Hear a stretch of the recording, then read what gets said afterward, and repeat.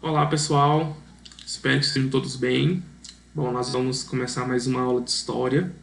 E na aula de hoje, em que nós temos abordado sobre a Antiguidade Clássica, sobre as implicações, as consequências e toda a nossa herança greco-romana, hoje eu gostaria de falar sobre as relações de trabalho.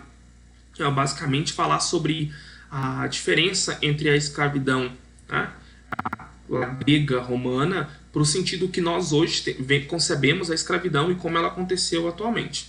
Bom, vocês têm que pensar o seguinte, pessoal, quando nós falamos aqui dessa questão greco-romana. Quando nós falamos, primeiro nós temos que pensar que o trabalho sempre existiu e que quando nós falamos dessas sociedades estamentais, sociedades de privilégio, como é o caso da sociedade grega e romana, as atividades laborais, né, ou seja, que se faziam manualmente, exigiam força de trabalho, elas eram desempenhadas por estamentos ou classes sociais tidas como inferiores, ou que eram restritas a este tipo de atividade. Por exemplo, quando nós pensamos nos gregos, quem desempenhava as atividades laborais ou eram aquelas pessoas que realmente viviam da agricultura, ou eram os servos, né, aqueles que trabalhavam na domesticidade das casas, né, ou os sujeitos que eram escravos. Né? Essa relação é muito próxima com o mundo romano. Okay? Quem são os escravos no mundo grego e romano? Nós temos 3 tipos de escravos, basicamente. Né? 2 tipos, perdão. Vamos lá. Nós temos os chamados escravos por espólio de guerra e o escravo por dívida. Vamos para o primeiro tipo. Nós sabemos que no mundo grego e romano há uma formação de impérios, de nações conquistando outras nações, território com território, e isso nessa batalha, nessas querelas, nessas guerras todas, aqueles que eram derrotados, eles tornavam-se parte do espólio da guerra, ou seja, parte do tesouro de guerra, e cabia ao vencedor decidir qual era o destino que daria para quem perdeu. Então é muito comum que homens, né, quando fortes, quando mais viris, fossem levados para trabalhos braçais, né, algumas mulheres para o trabalho doméstico, né, claro que outras, os mais idosos são eliminados, crianças por vezes também são eliminadas, mulheres são defloradas, né, isso acontece sim, isso aconteceu, mas via de regra, aqueles que tinham força suficiente para trabalhar eram aproveitados em outros espaços dentro do mundo grego e romano. Isso nós chamamos de escravidão por espólio de guerra. E existe também a escravidão por dívida. Esse tipo de escravidão era recorrente na Grécia Antiga, mas ganha um significado muito mais amplo, por exemplo, no mundo romano. Com isso, o indivíduo que é livre, há uma diferenciação, porque dentro do mundo que nós já vimos, no mundo grego e no mundo romano, nem todas as pessoas são livres, tá? Então nós temos lá quem são os livres. São esses nascidos nessas regiões, normalmente censitário, que eles têm posse, dinheiro, né, riquezas. Esses são livres. Aqueles que são estrangeiros, por exemplo, tidos pelos gregos como os metiecos, por exemplo, não têm direitos, né, políticos, por exemplo. E as pessoas que lá não arcam com criam dívidas, relações comerciais, não conseguem pagar, quitar as suas dívidas, elas podiam vender a sua liberdade para o indivíduo a título de pagar a sua dívida, uma quitação, como uma carta de quitação. Né? Isso era muito comum.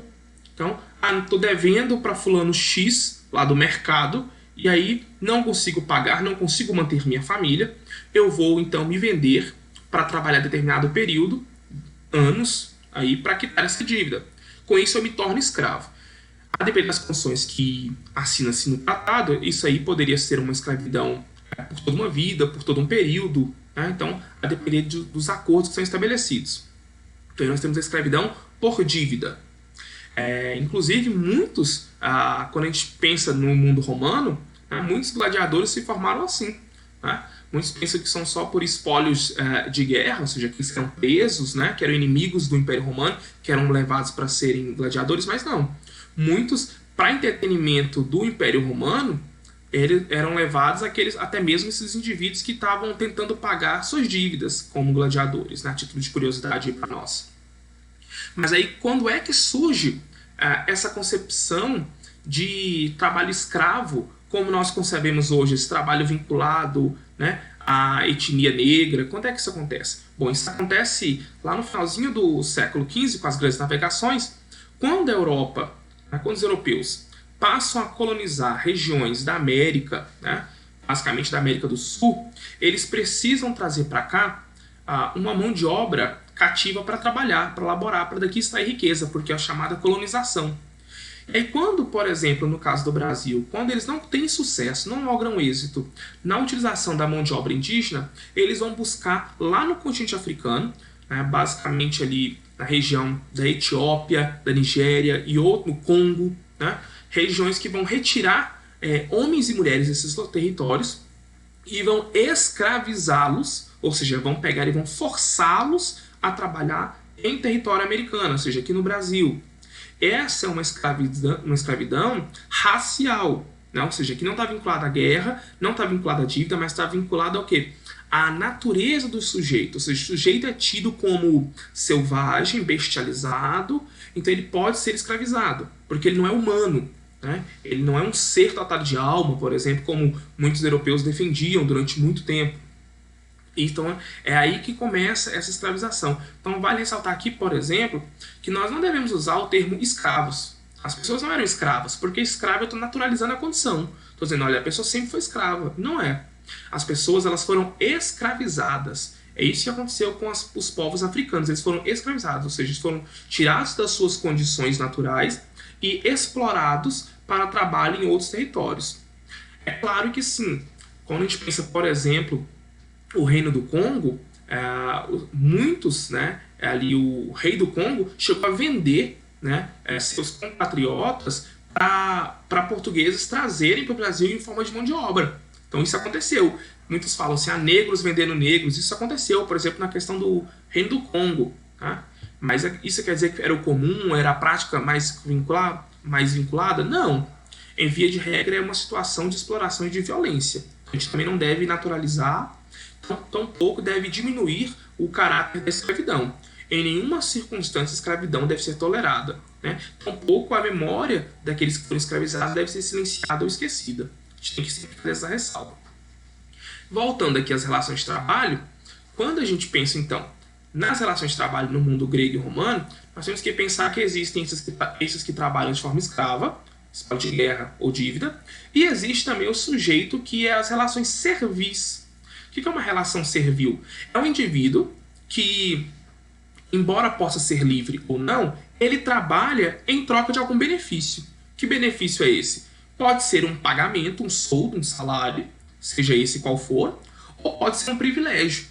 Morar na casa daquele que ele trabalha, né? Receber a proteção daquele para qual ele trabalha, né? Ser mantido por aquele indivíduo. Então, essas relações servis, elas são muito comuns nesse sentido. Então o trabalho também pode ser exercido dessa forma. Então é isso que eu gostaria que nós entendêssemos um pouco sobre essas relações de trabalho e como isso está vinculado a esse imaginário da escravidão. Espero que você tenha entendido, tenha ficado claro para você, certo? Nas próximas aulas nós vamos dar seguimento a falar sobre essas relações do mundo grego-romano, né? E aí nós vamos dar seguimento ao nosso conteúdo. Espero que então todos fiquem bem, que se cuidem e até a próxima aula.